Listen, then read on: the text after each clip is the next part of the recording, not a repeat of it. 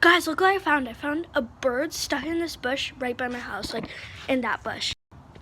I don't know if it's a baby or what. I was just coming out here to film me practicing jumping.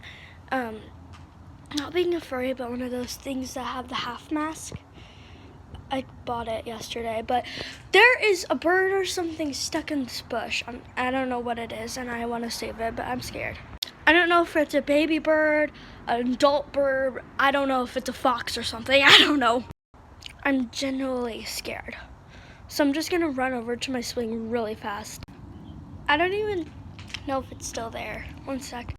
I'm gonna run, grab something and throw it at it and see if it's still in there. Okay, I got it crossed. Wait, I can see it. Oh my gosh, guys. It's a baby bird. Oh my god. What do I do? I'm gonna make a part 2 and throw this ball at it just to see if it's okay. If it's not, I'll save it.